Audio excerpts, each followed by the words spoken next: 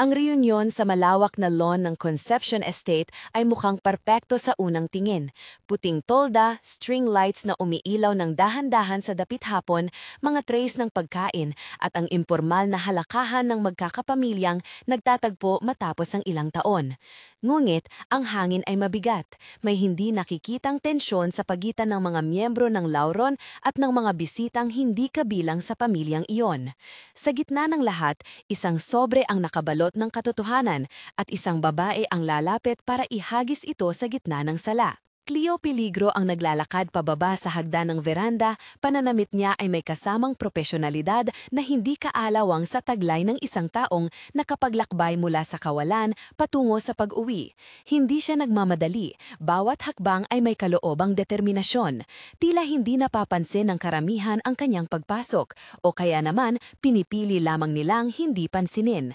Ngunit paglapit niya sa sentro, lumutang ang liwanag ng maliit na sandali. May hawak siyang folder na may label na Lab Report Certified, pinagtakpan ng malapad na strip ng papel na may nakatatak na seal. Tila puro normal ang simula. Si Vicky Lauron, nakapareyo at pilak ang alahas, pinipilas-pilas ang mga ngiti habang tinatanggap ang mga pumupuri sa maayos na pag-organisa ng pagtitipon. Si Rafaela, matikas at may hawak na dialogue na magpapakita ng tiwala sa sarili, ay nakipagkamay sa atil-ating mga kamag-anak, mga bata, mga lola, ilang influencers sa family circle, at si Nicholas Concepcion na nakatayo sa gilid, may hawak na baso ng red wine, tumitingin kay Cleo ngunit hindi nagpapakita ng labis na reaksyon. Cleo huminto, itinaas ang folder at sa isang tinig na malinaw, sabihin niya lang, may dala akong resulta na magpapatupad kung sino talaga ang peligro. Hindi siya nagsigaw, sapat na ang tono para maghiwa ang tahimik na kumikislap na hangin. May ilang pumikit, may ilang huminga ng malalim. Unti-unti, nagiging sentro ang kanyang mukha at ang papel na may seal. Isang pag-click ang isang maliit na projector ang nagpahinto sa lahat. Isang simpleng slide ng chain of custody ang kumapatsyadong lumusong sa screen, mga timestamps, pirma ng neutral custodian at isang maliit na graphic na nagpapakita ng sample source, archived blood sample, inipreserve ng County Medical Examiner noong taong iyon. Hindi lahat agad nakakaintindi ng ibig sabihin, ngulit ang sapat ay malinaw. May dokumentadong daan ang sample mula sa araw na nasangkutan si Marisa Peligro hanggang sa ngayon. Ang mga mukha ng Lauron ay nagbago. Una ay pagkabigla, saka unti-unting pagdilim ng ekspresyon na may halong pagtatanggol. Si Vicky kumapit sa gilid ng grasa, si Rafaela napako ang tingin at may bahagyang galaw sa mga labi, tila kumukurot ng salitang tatanggihan siya. May kumalat ng bulong na hindi lahat maunawaan. Saan niya nakuha yon? Hindi naman pwedeng ipakita yan dito. Kailangan ng court order. Cleo hindi bumitaw ng salita. Inihanda niya ang piling katibayan at mabilis na ipinakita ang lab report. Hindi isang dramatikong tuyong pahayag, kundi isang maingat na pahayag na may paliwanag. Ito ay isang resulta mula sa isang akreditadong laboratorio, ang sabi niya habang may projection ng redacted report. Ang sample ay nagmula sa archived specimen na nasa kustodya ng County Medical Examiner. Ang chain of custody ay nirerespeto mula sa koleksyon hanggang sa pagsusuri. Ipinapakita nito isang malakas na pagkakatugma sa genetic profile na kabilang sa bloodline ng peligro. Maraming nagulat, maraming nagkaguluhan, nungit bago pa lumakas ang alingawngaw ng galit, bago pa man magsimulang magtulak-tulakan ng mga magulang, isang mahinang tunog ang nag-anyaya ng tahimik, isang tumayo at kumaway. Magalang po, Miss Cleo, may nais po kayong sabihin from Nicholas, the anchor in the crowd. Ang camera-like focus sa paligid ng mesa ay nagpakita ng mga emblem ng pag-aalangan, mga telepono na kinukuha ng larawan, mga boses na nagsalita sa ilalim ng hininga. Hindi pa tapos, sa isang mahinang tinig, si Cleo ay tumango at sinabing, hindi ito palabas, hindi rin ito pagpapalaki ng opinyon, ito ay ebidensya na kinumpirma sa pamamagitan ng tamang proseso. Bago ang paglalabas niya ng karagdagang detalye, napagad ang sandali. Ang hangin ay parang bumigat. Ang reunion na dapat pinagsasaluhan ng mga alaala ng pinagsamang pamilya ay naging entablado ng isang bagong bakbakan. Kung ang unang istribo ay dapat kumanta ng tagumpay, nagpatunog ang pangalawa ng babala. Ang mga Lauron ay hindi susuko ng basta-basta. Si Rafaela ay naglakad papunta kay Cleo ng may tinig na kontrolado ngulit may apoy. Ipinapakita mo ang isang dokumento dito sa publiko. May court protocols na dapat sundin. Anong legal basis mo? Itong simple ngulit makapangyarihang tanong ang nagbalik ng lupa sa mga paa ni Cleo. Kahit na nasa kamay niya ang resulta, ang legal na landas ay hindi basta tapusin sa harap ng maraming tao.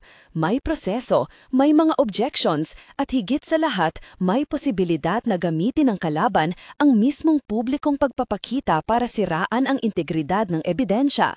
Kung isang pangungusap lang ang ilalarawan sa mismong sandaling iyon, ito, isang maliit na piraso ng papel ang naglabas ng mga lihim na matagal nang nakatago at ang bawat piraso ng katotohanan ay dapat itaguyod sa hukuman na may mas mahigpit na pangangalag kaysa sa simpleng drama ng reunion. Kung naririnig ninyo ng maigi ang paraan ng pagtibok ng dibdib ni Cleo sa sandaling iyon, maririnig ninyo rin ang matibay na pangako na hindi siya babalik sa kawalan. Ngunit hindi sapat ang damdamin. Kailangan niya ng legal na estratehiya ng mga testigo at ng patunayan na ang bawat link ng ebidensya ay maaasahan.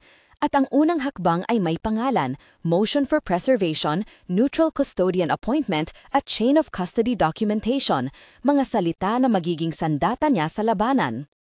Kung ang eksena ay isang snapshot, isang larawan ng pagkabigla, pagtatanggol at ang pagbuo ng isang bagong pagtatangka, ang kasunod na mga eksena ay ang pagbabalik sa pinagmula ng lahat ng sugat, ang mga araw nang nawala si Marisa Peligro.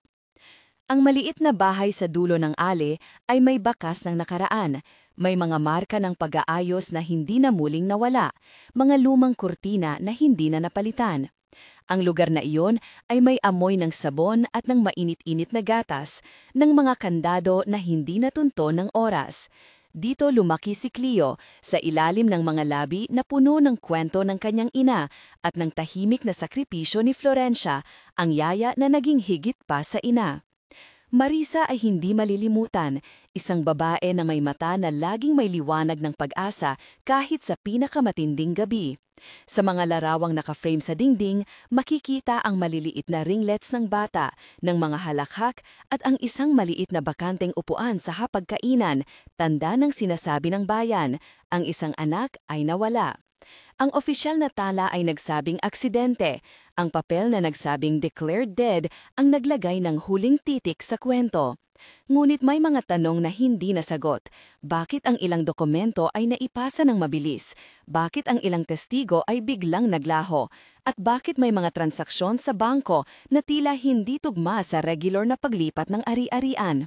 Si Florencia ang nag-alaga kay Cleo, siya ang nagdala ng init ng ina sa bawat gabi ng pagtulog at ang nagwalis ng mga labi ng pag-asa sa hapag. Lagi siyang nagbubunsod ng payo na may halong takot. Mag-ingat ka anak, may mga tao na marunong magpanggap na nagmamalasakit.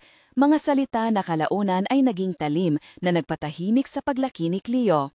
Sa panahon ng mga huling sandali ni Marisa, may mga larawan ng pagtitiping pera, mga ulat ng doktor na malabo ang pagkakasulat at mga resibo ng mga funeral parlors na hindi tugma sa tumamang mga petsa.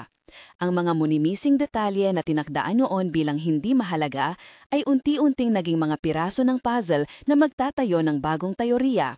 Hindi aksidente, hindi simpleng pagpanaw, at may mga taong kumita sa pagkawala. Ang pagdedeklara kay Cleo na patay ay hindi lamang isang legal na aksyon. Ito ay isang pag-alis ng boses. Nang alisin ang kanyang legal na persona, nawala rin ang kanyang karapatang tumanggap ng mana, ang kontrol sa mga turing na ari-arian at higit sa lahat, ang kanyang pagkakakilalan sa mata ng batas. Ang mga dokumentong iyon, mga selyadong papel na may petsa at pirma, ay naging sanhi ng dekadang pagkakawala ng karapatan ni Cleo. Ngunit hindi natapos ang kwento ni Cleo doon. Bagkus, sa madilim na sulok ng kanyang nawawalang katauhan, may umusbong na apoy. Sa paglipas ng panahon, nataklasan niya ang kapangyarihan ng pag-aaral. Nag-aral siya ng husto, nagbasa ng batas, at sa bawat pahina na kanyang tinapos, unti-unting naibalik ang kanyang sarili. Hindi lang siya natutong magbasa ng batas, natutunan niyang magbasa ng mga pattern, ng data, ng transaksyon, ng mga timestamp at ng mga bakas na iniwan ng mga taong nagtatangkang magtago. Sa kolehiyo at sa bar exam, hindi siya basta pumasa. Lumabas siya bilang isang taong may determinasyon. Ang mga unang kaso niya bilang abogado ay simpleng usapin ng kontrata at pag-utang ng maliliit na negosyo. Ngunit sa bawat tagumpay, nadagdagan ang kanyang kumpiyansa. Dito niya nakilala si Nicholas Concepcion sa isang community aid program, isang lalaki na hindi agad nagsalita maliban kung may dahilan. May kakayahang magparamdam ng kapanatagan sa gitna ng gulo. Hindi siya romantic na kwento sa una, siya ay isang kaalyado. Naglaan ng suporta sa mga logistical na aspekto ng pagsisiyasat, nagbigay ng access sa ilang resource at sa ilan pang pagkakataon, naging tagapakinig sa gabi na napupuno ng pagod at plano. Ang pagbubuo ng kanyang diskarte ay hindi isang labis na biglang pagkilos. Ito ay isang serye ng maliliit na panalo. Unang hiniling ang mga archival records mula sa county hospital, pagkatapos ay sinuri ang mga bank statements, saka pinag-aralan ang mga access logs ng kabaong at funeral homes. Sa bawat dokumento, may maliit na inkonsistensya, ang oras ng isang transaksyon na naganap bago ang opisyal na proklamasyon, ang numero ng resibo na tila muling ginamit, isang email na may metadata na nagpapakita ng pag-access mula sa isang IP address na hindi tugma sa kanyang ina o sa yaya. Ang mga maliliit na bagay na ito ang naging pundasyon ng kaso. Sa isang radar ng digital forensics, may nakita silang pattern, isang serye ng pondo na naglipat mula sa isang private account patungo sa ilang shell accounts na pag-aari ng mga taong malapit sa Luron. Hindi ito agad isang direktang panlilin lang sa mamamayan, ngulit sa pandaigdig ng pag-imbestigasyon, ang bank trail ay nagsilbing mapa. Follow the money, sabi nila sa mga pelikula, at para kay Cleo, totoo ito. Ngulit ang pera ay may kakambal na komplikasyon. Technical na ebidensya kailangan maayos na ma-preserve upang manatiling admissible sa hukuman. Kaya siya nag-file ng unang mga motion para sa preservation ng records, para sa supina ng mga bank statements, at para sa appointment ng neutral custodian na magpapanatili ng chain of custody ng mga napiling dokumento at specimen. Sa una, maliit lamang ang mga tagumpay. Isang judge ang nag-utos ng preliminary preservation order na payagan silang masilip ang ilang dati ng naayos na files. Ang unang pag-access sa armadong safes ng bank records ay nagdulot ng hiningang panalo. Mga PDF na may timestamps, mga transaction logs na nag-uugnay sa mga pangalan at mga email correspondence na nilagyan ng mga attachment. Ngunit, sa likod ng bawat dokumento ay may puwang para sa pag-aaway, peki at prehistoric na operasyon sa paglalagay ng pirma. Dito pumasok ang pangangailangan ng mga forensics experts na maglahad ng kanilang opinyon. Ang unang pagdinig ay isang malaking eksena ng legal sparring. Sa isang maliit na courtroom, si Cleo ang umupo sa table, may mga briefing notes at isang stack ng redacted files. Si Rafaela, sa kabilang mesa, may hawak na malalayered na tanglaw ng kumpiyansang dapat niyang ipakita. Ang judge, isang matandang hukom na may 7 dekada ng serbisyo, ay nagbigay ng maiksi at mahigpit na utos sa mga abogado. Limitahan ang theatrics. Ilahad ninyo ang katotohanan. Ang unang ebidensyang ipinakita ay metadata, access logs na nagpapakita ng pag-login sa hospital archive account sa gabi ng pagkamatay ni Marisa. Ang digital forensics analyst na tumindig ay nag-ilarawan ng proseso sa madaling salita. Ang metadata ay tulad ng fingerprint ng aksyon ng computer. Hindi nito sinasabi ang nilalaman, ngunit ipinapakita kung kailan at paano na-access ang isang file. Ipinaliwanag niya ang proseso ng pagtatala ng timestamp, time zone normalization, at ang kahalagahan ng server-side logs na hindi madaling i-edit ng isang ordinaryong user. Rafaela agad na nag-object, "Your Honor, hearsay," at kung ito man ay totoo, kung sina ang nag-access ay hindi pinatutunuyan. Ang pag-ikot ng argumento ay nagsimula. Cleo, sa kanyang cross-examination, pinilit na ipakita ang consistency ng logs at ang correlation sa bank transactions. Ang oras ng pag-access ay tumutugma sa oras ng pag-transfer ng funeral expenses at ng dokumento na nagpapatunayan sa deklarasyon ng pagkamatay. Ang judge, na tila nagbabantay para sa logical thread, pinayagan ang log bilang predicate evidence, hindi pa ang final proof, ngunit sapat para pasimulan ang proseso. Ang bawat tagumpay ay may kapalit. May mga sulat na dumating sa bahay ni Florencia, mga tawag sa gabi na nagbabadya ng pananakot. Si Rafaela ay hindi maningning na lumapit. Siya ay nagsisilbing husong abogado at sa likod nito ay dala ang pecuniary concerns ng pamilya. Si Vicky, para sa kanyang bahagi, nagmimisto lang may gabing pait. Sa kanyang mga mata ay may kinang ng pag-iingat na hindi purong kasakiman lamang. May takot, may mga nakatagong utang at takot na matuksilan ang butas sa kanilang mga kasulatan. Dito lumilitaw ang isang maliliit na tagpo ngulit mahalaga, si Helena, ang dating kasambahay. Siya ay hindi agad lumutang sa publiko. Maya-maya ay umalis siya sa bakuran ng hindi napapansin. Dala ang isang maliit na bagay, isang lumang comb may nakalagay na ilang buhok. Saksi siyang nagdala ng lihim sa labas ng reunion. Hindi siya perpekto, gumugulo siya sa loob ng maraming taon, ngunit ang kanyang pagkasaksi ay may bigat. Kailangan ni Cleo ang mga pirasong ito.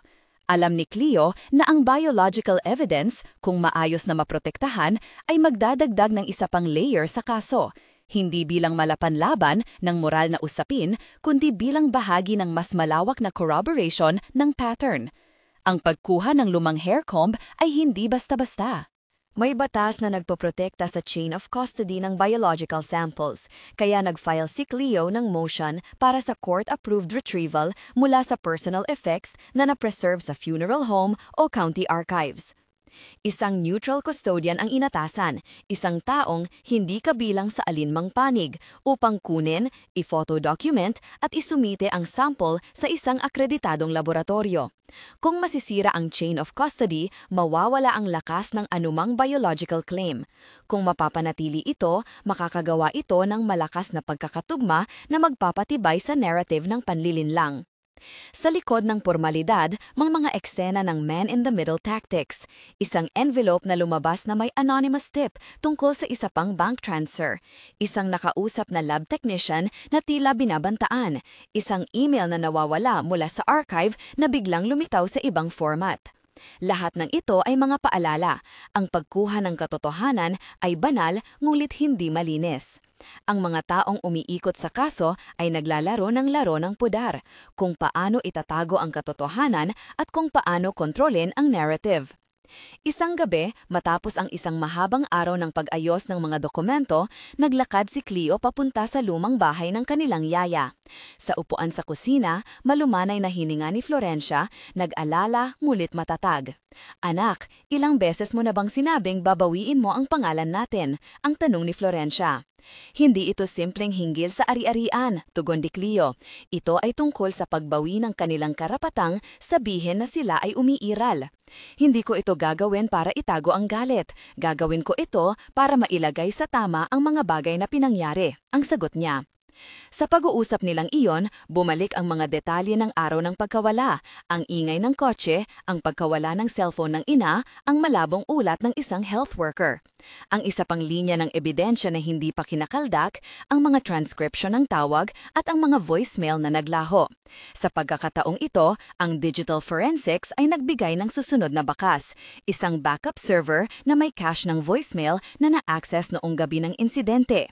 Kung mapapatunayan na ang voicemail ay na-access o na-delete sa pamamagitan ng isang partikular na account na pag-ari ng Lauren affiliate, ito ay magaganap na pagkakabit ng teknikal na pawis sa kanilang narrative.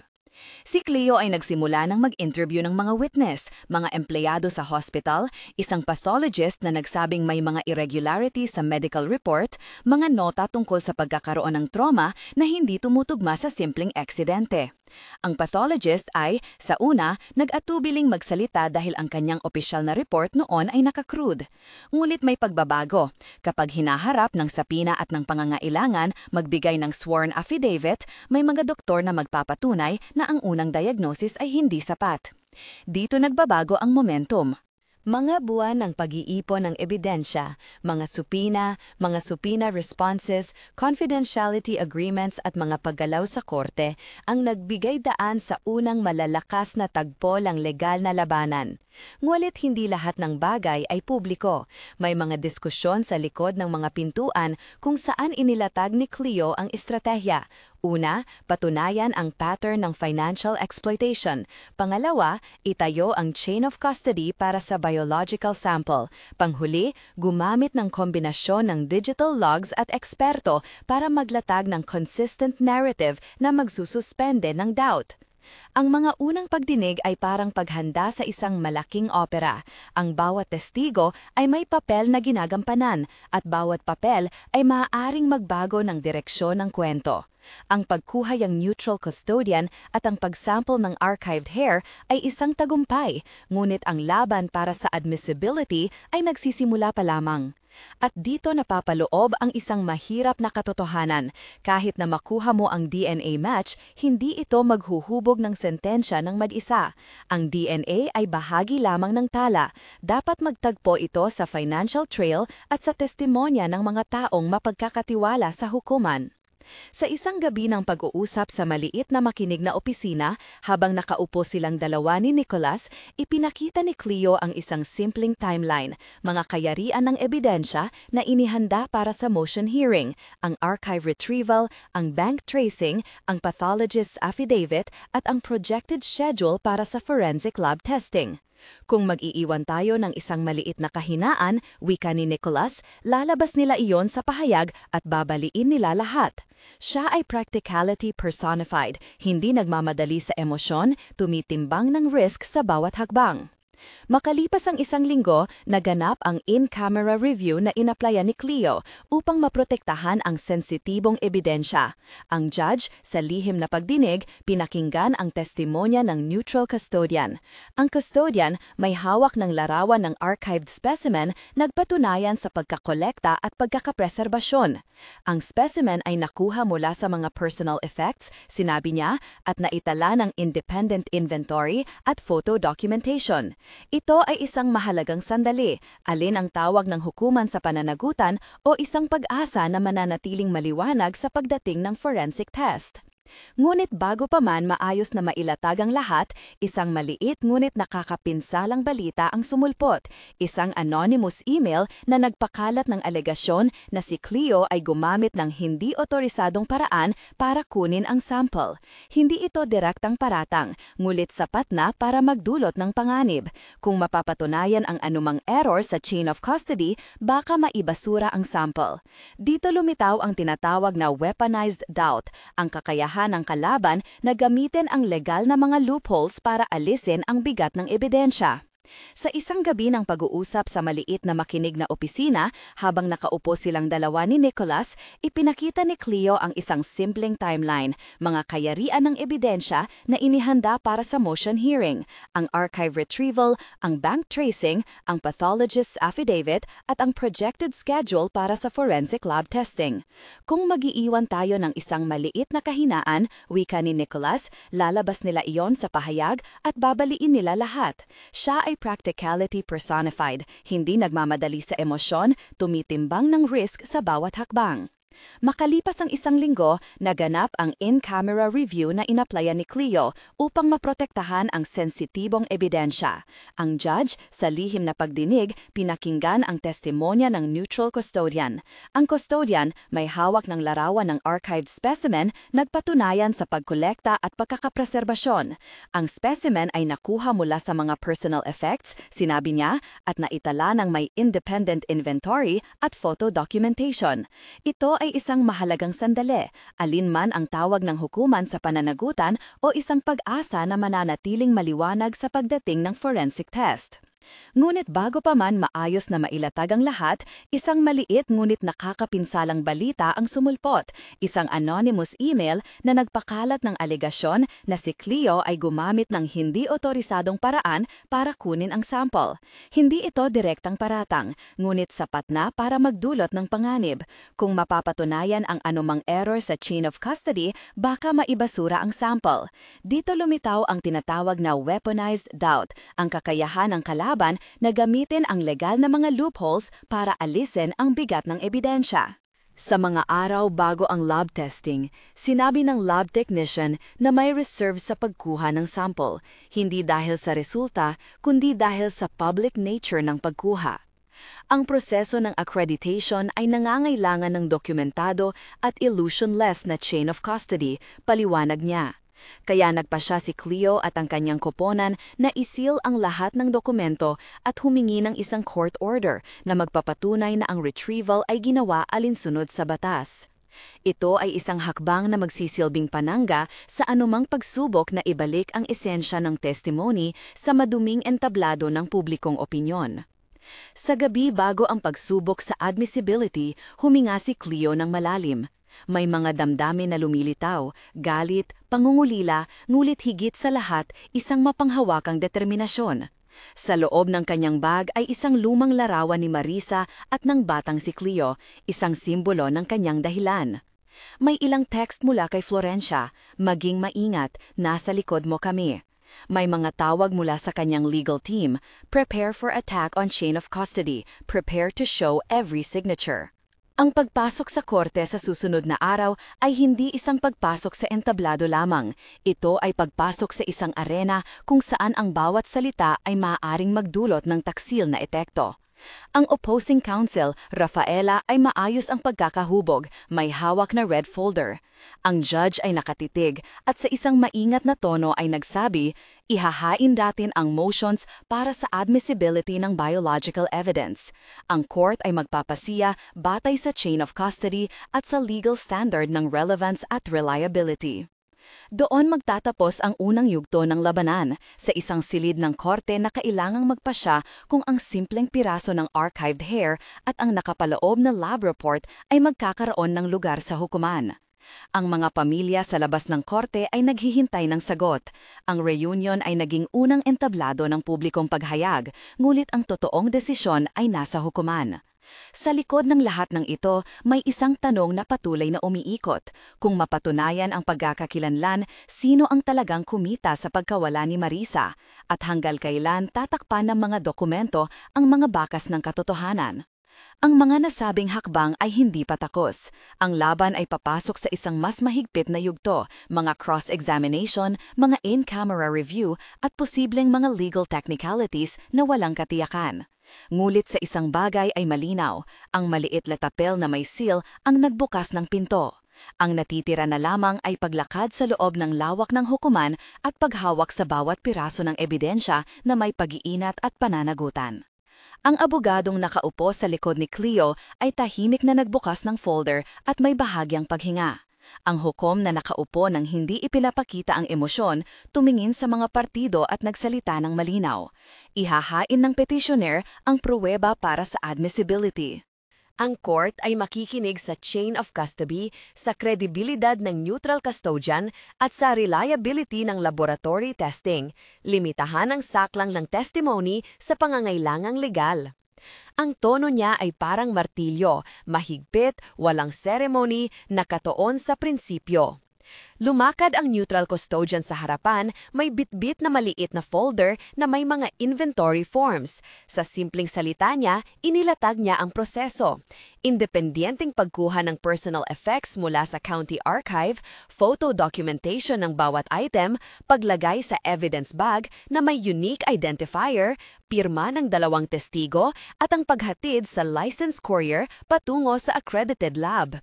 May chain of custody log, wika niya, na may timestamps at signatures. Ito ang sinundan naming proseso matapos ang court order.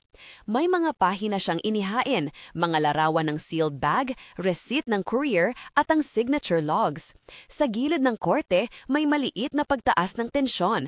Ang Lauron Camp ay tumingin ng matalim, si Vicky kumapit sa braso ng kanyang anak, si Rafaela ay hindi nagpapakita ng emosyon. Hindi nagtagal, tumindig ang forensic analyst na kumakatawan sa laboratorio. Kanyang inilarawan sa simpleng paraan kung paano isinasagawa ang pagsusuri ng DNA sa isang archived hair sample. Extraction ng biological material, amplification ng genetic markers, comparison sa target reference profiles. Ipinaliwanag niya na ang laboratorio ay may internal chain of custody protocol at may accreditation, at ang final report ay naglalaman ng methodology at ng interpretation ng pagkakatugma. Ang resulta ay isang probabilistic statement. Dagdag niya, hindi ito nagsasabing wala ng pagkakamali, ngunit nagbibigay ng pahayag tungkol sa likelihood ng match batay sa mga marker na inassess.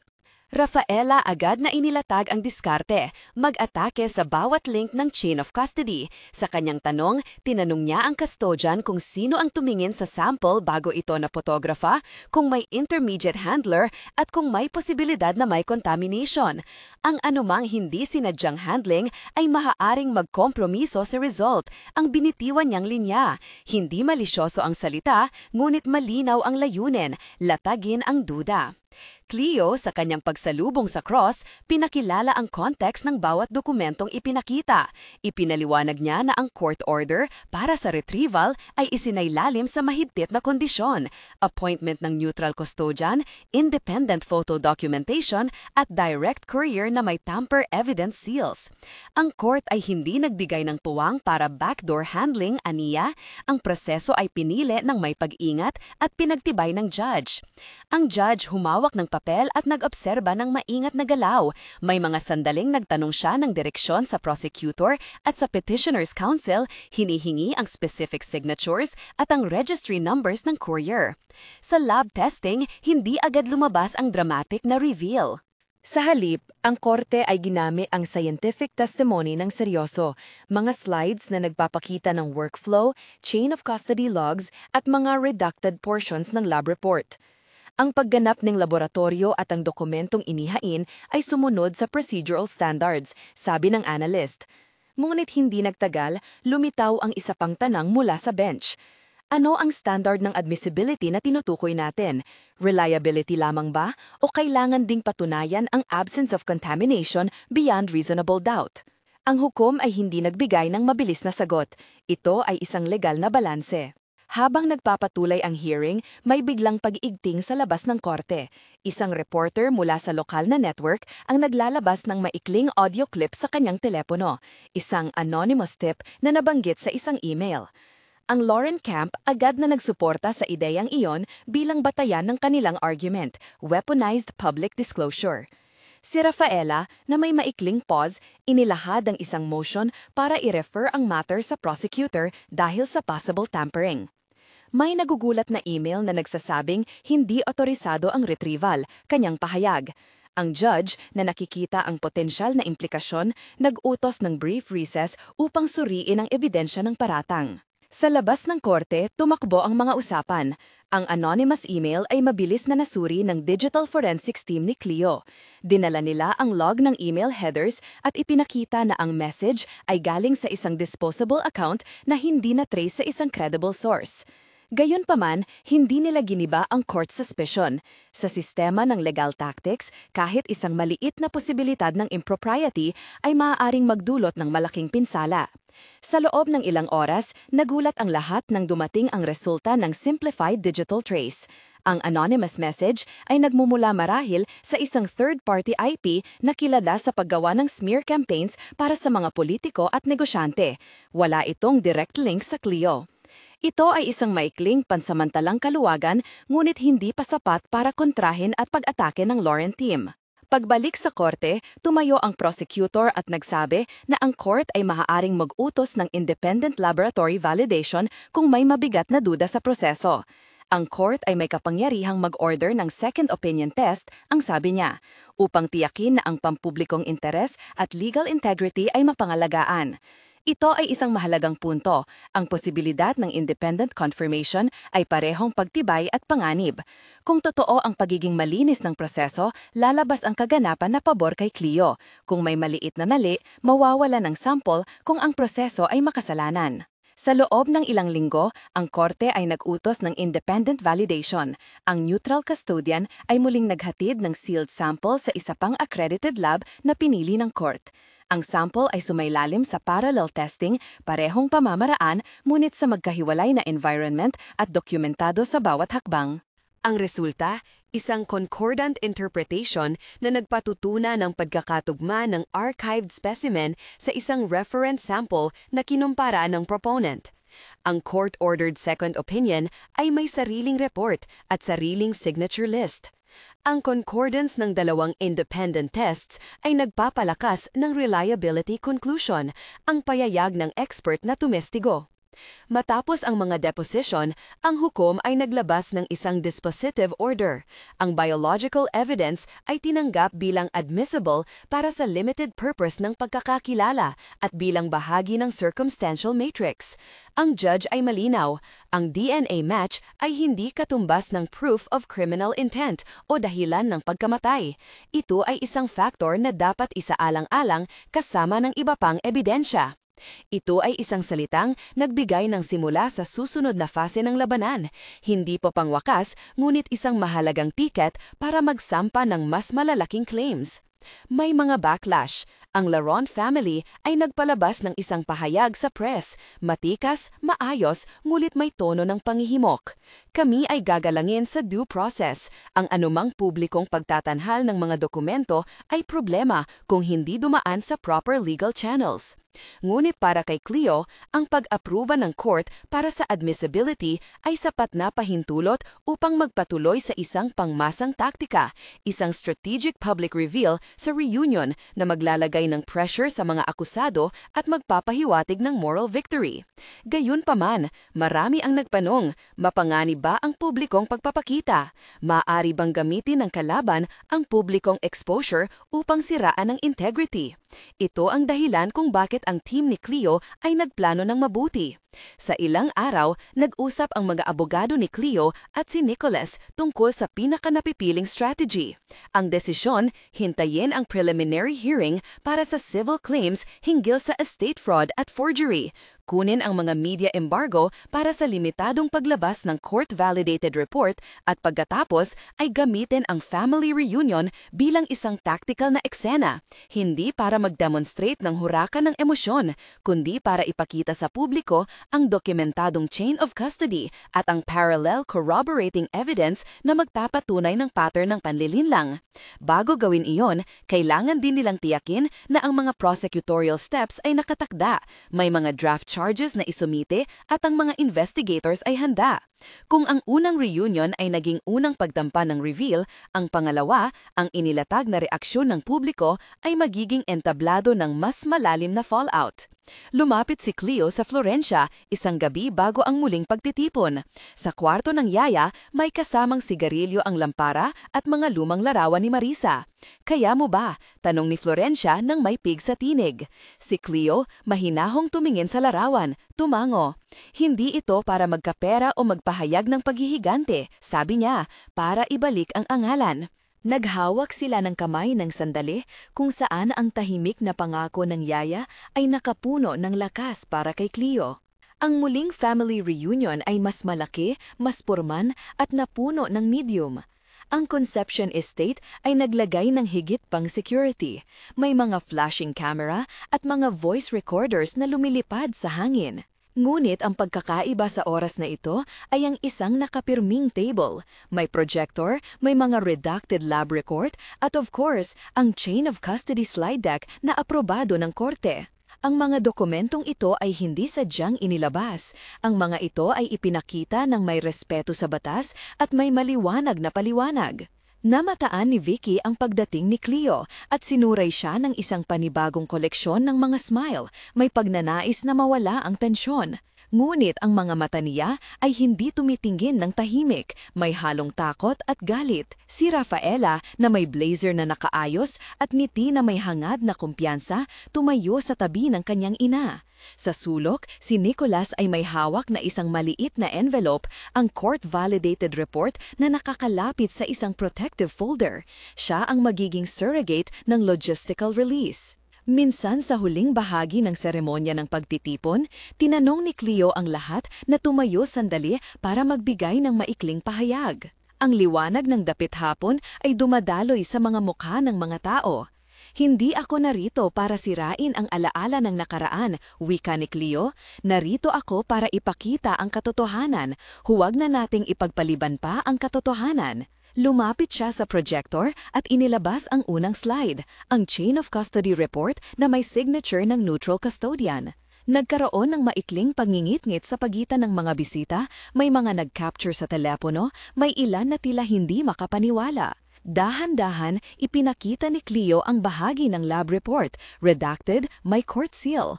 Ito ay hindi puppet show, sinabi niya. Ito ay isang court-validated dokumento. Ito ay unang sinuri ng independent laboratory na pinili ng korte mismo. At doon niya binanggit sa paraang malamig at maayos ang pananatiling legal na disclaimers. Ito ay hindi pinapawalang sala ang anumang ibang aspekto. Ito ay piraso ng ebidensya na sumusuporta sa iba pang mga dokumentos at testimonya. Maraming tao ang tumango, ngunit may ilan na nagmukhang desperado. Si Vicky ay naglakad patungo sa mesa at hinawakan ang folder. May isang sandaling tila nais niyang salakayin ang papel, ngunit napigilan niya ang sarili. Sa isang mabilis na kapanglawan, sinubukan niyang iapela ang moral high ground. Anak, sambit niya kay Cleo, ang pagpapakita ng mga dokumento sa publiko ay hindi makakatulong sa ating pamilya. Si Rafaela naman, na may mahinang ngiti, nagtangkang magtindig. May mga legal na proseso. Kung may ebidensya, bakit hindi sa hukuman?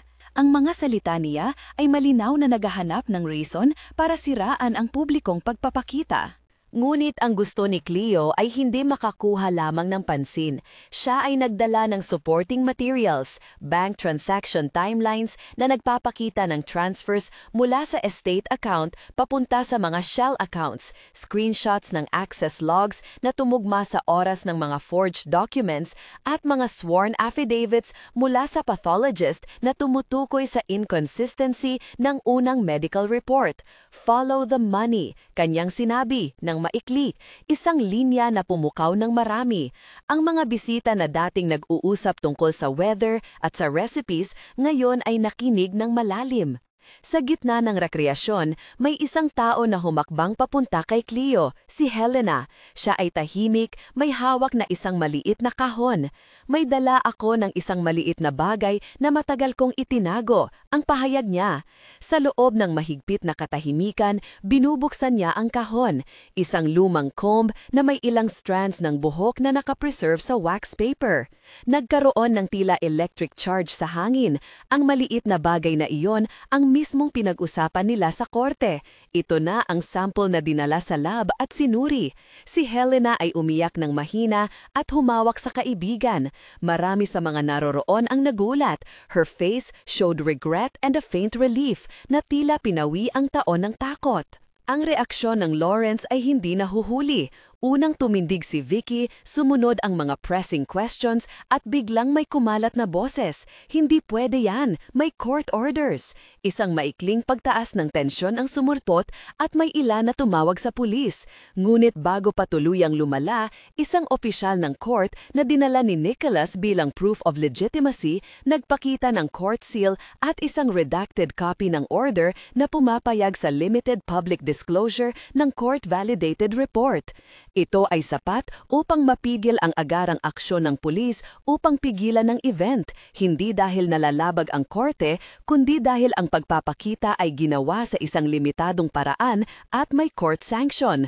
Gayunpaman, ang pagiging publiko ng eksena ay nagdulot ng moral at reputational na pinsala na hindi madaling buwagin. Ang reunion ay nagbago mula sa isang bisitang simple tungo sa isang pandamdamang paghihimok. Ang mga lumang lihim ay nilantad sa liwanag ng araw. Ang mga galit na hindi na ipahayag ay sumabog. Si Rafaela ay nagpahayag ng pagkalito at inalagaan ang legal angle. Si Vicky ay tila nawala ng salitang pagtatanggol. Ngulit, hindi papalabas ang huling kabanata ng drama. Ang totoong labanan ay papasok na sa criminal and civil pathways. Pagkatapos ng publikong pagpapakita, sinimulan ang parallel legal actions, civil suit para sa recovery ng property, criminal complaint for forgery and fraud, at preliminary investigation into possible obstruction of justice. Ang mga authorities na nag-aaral ng mga claims ay nagsagawa ng mga initial interviews at nagsimulang mag-compile ng case file. Ang mga shell accounts ay nasusubaybayan, ilan sa mga banker at financial custodians ay sinopona.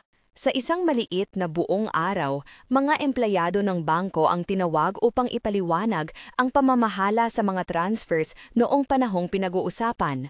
Sa isa sa mga deposition, isang bank officer ang nagpatotoanan sa isang pattern. Ang estate account ay unti-unting nilipat sa iba't ibang entities na may little economic function. May mga transfers na paulit-ulit ang recipient at ang descriptions ay generic. Walang malinaw na kontrata o invoice na sumusuporta, pahayag niya. Ang maliliit na detalye, mga memo lines, mga reference numbers ay naging piraso ng mas malaking puzzle. Follow the money, sabi niya sa kanyang sariling paraan. Ang kombinasyon ng bank trail at ng DNA match ay nagsilbing sinag. Habang ang DNA ay nagbigay ng identity link, ang financial evidence ay nagbigay ng motive at mechanism. Ang pag-usad ng kaso sa korte ay hindi mabilis. May mga hearing para sa preliminary findings, may mga objections sa evidentiary matters, at may mga pagkakataon ng settlement offers mula sa Laurent camp. Si Vicky ay nagkaroon ng counsel na nag-alok ng mediated settlement, panukala na may kasamang confidentiality clause at partial restitution kung ang pamilya ay aalis ang civil claims. Si Cleo, na may pinag-aralan ang mga risk, tumanggi. Hindi ako magko-compromise sa kasinungalingan, kanyang sinabi sa meeting ng legal team. Hindi ito tungkol sa pera, ito ang tungkol sa totoo. Ito ay susi sa kanyang katatagan. Hindi lahat ng tao ang may ganitong kalaoban kapag pinipilit ng eksena. Habang nagpapatuloy ang kaso, lumitaw ang maliit ngunit matibay na twist. Isang long-time accountant na minsang nagtrabaho para sa Laurent Estates ay nagbigay ng sworn affidavit na may direktang talaan ng suspicious transfers sa bank accounts. Ang kanyang dokumento ay may mga scanned receipts at mga email correspondence na nagpapakita ng pag-uutos mula sa isang individual na may initials matching Vicky. Nang harapin siya sa deposition, siya ay nagpaliwanag na nahirapan siyang sumunod noong una, ngunit sa takdang panahon ay napilitang maging tapat. Ang kanyang testimonyo ay nagsilbing turning point sa civil claim. Hindi isang smoking gun para sa murder, ngunit malakas na ebidensya ng financial malversation. Sa trial phase, ang mga araw ay puno ng cross-examinations. Si Rafaela, kumikilos bilang opposing counsel, ay nagpakita ng katalinuhan sa paghahain ng legal arguments. Intensyon niyang ipakita na ang alleged irregularities ay administrative errors o innocent accounting practices. Ngunit si Cleo ay naglatag ng sequence: hospital archive access logs, funeral home invoices, bank transfers, pathologist corrections, and finally, the chain of custody-backed DNA match. Sa bawat link, si Rafaela ay nagtangkang tanggalin ang thread, questioning signatures, ang method of courier, ang authenticity ng scanned invoices. Ngunit ang courtroom sequence ng Q&A ay nagtulak yung clarity para sa mga tagapakinig. Isang memorable cross-examination ay nangyari nang ang pathologist na dating nagbigay ng official report ay tumayo. Sa direct, siya ay nagsabing may initial findings na nag-a-attribute ng pagkamatay kay Marisa bilang accidental. Ngunit nang muli niyang suriin ang notes at receipts at nang tanungin sa ilalim ng supina, may mga huling entries na hindi tugma sa initial conclusions. May mga notations na hindi ko muna naintindihan noon, sabi niya. Nadala ako ng pressure ng administratibong istruktura. Ang question and answer format ay nagbigay ng dramatikong kalinawan, hindi sensational, ngulit nakakaantig. Ito ang uri ng testimonya na tumatak sa jury's mind, a human admission of fallibility. Dumating ang araw ng verdict para sa civil case. Ang hukuman ay tinimbang ang kabuuan ng mga ebidensya at naglabas ng desisyon. Restitution sa bahagi ng estate ay ipinagkaloob pabalik kay Cleo at may order na imbestigahan pa ng prosecutor ang criminal aspects.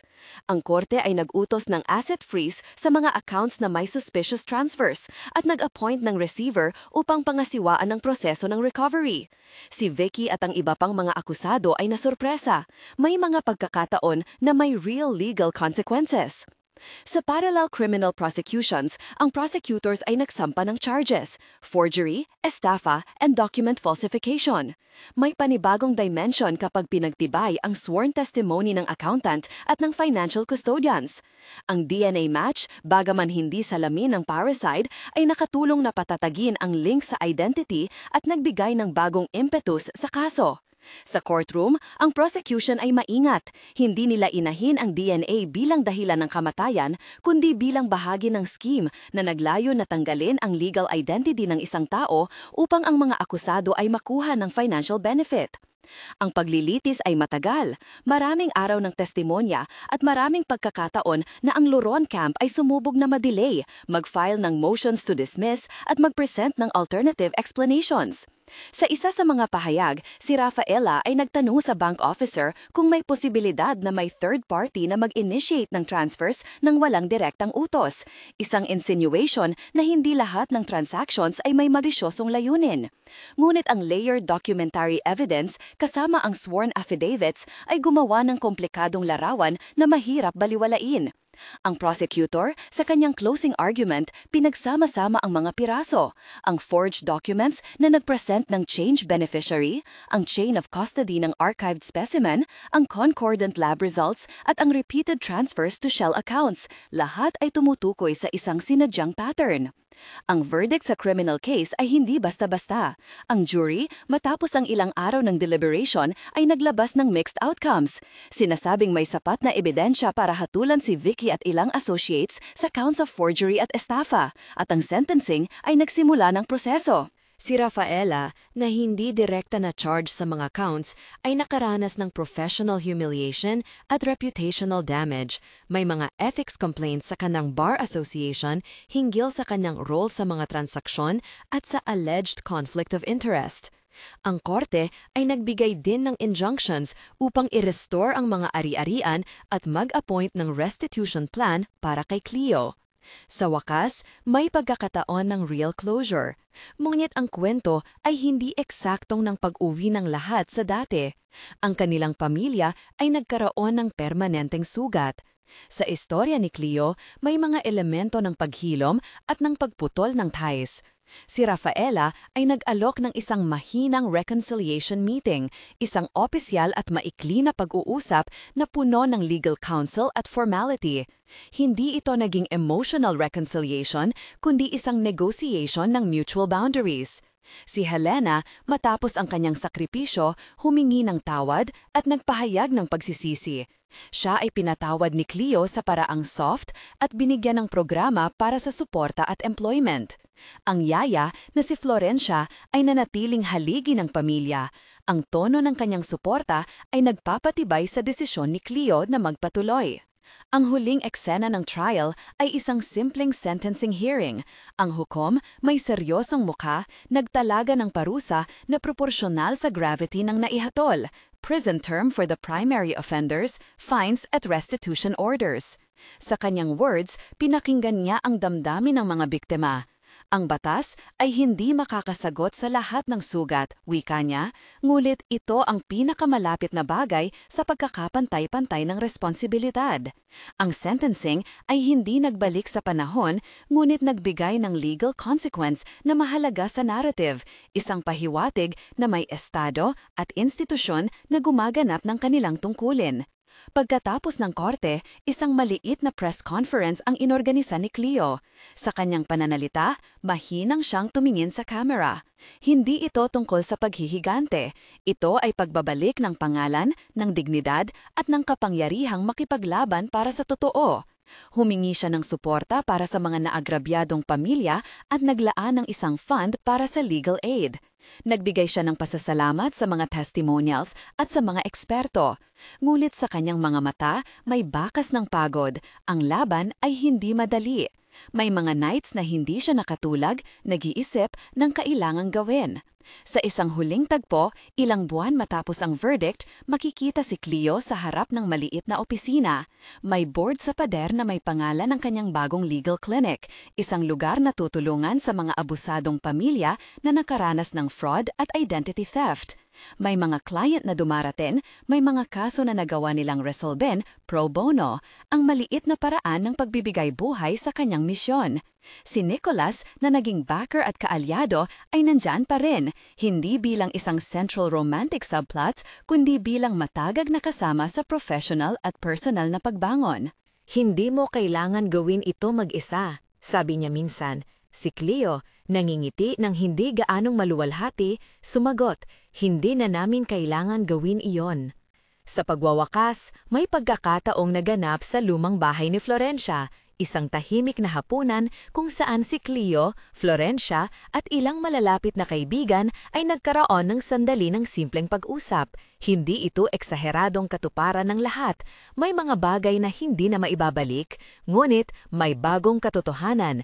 Ang pangalan ni Cleo ay naibalik, ang ari-arian niya ay partially restored, at ang mga aral ay natutunan. Paano bantayan ang mga dokumento, paano alagaan ang chain of custody, at paano gumamit ng legal system bilang instrumento ng pagbabago. Nag-iwan ng kwento ng mga tanong sa mga tagapakinig. Ano ang gagawin ng isang tao kapag pinagkaitan siya ng kanyang pagkakakilanlan? Paano mo harapin ang mga taong nag-abuso ng tiwala? Sa dulo, si Cleo ay hindi nagtagumpay dahil siya ay perpekto. Siya ay nagtagumpay dahil hindi niya pinabayaan ang proseso, dahil pinili niyang sumunod sa batas, at dahil pinagsama niya ang forensic detail at human testimony bilang paraan ng paghahanap ng katotohanan. Sa isang huling frame, makikita si Cleo na naglalakad sa veranda ng isang bagong opisina. Sa kanyang kamay ay isang folder, hindi lamang ng mga kaso, kundi ng manaplanong pangkomunidad. Tinutunghayan niya ang paglubog ng araw at sa kanyang paningin ay may bagong bukas. Hindi isang tagumpay na puno ng pagmamataas, kundi isang tahimik na pangako. Patuloy siyang lilingon sa mga naiwang biktima at ibabalik ang kanilang mga boses. Ang kamera ay lumayo, iniwan ang kanyang maliit na figura sa isang malawak na mundo ng hustisya. May pag-asa, may sugat, at may mga taong handang tumulong. Kung ang kwento ay nagbigay sa iyo ng damdamin, sabihin mo sa comment. Anong hakbang ang una mong gagawin kung nasa posisyon ni Cleo? Huwag kalimutang mag-iwan ng opinyon at sumaybay sa mga susunod na case studies na aming ilalabas.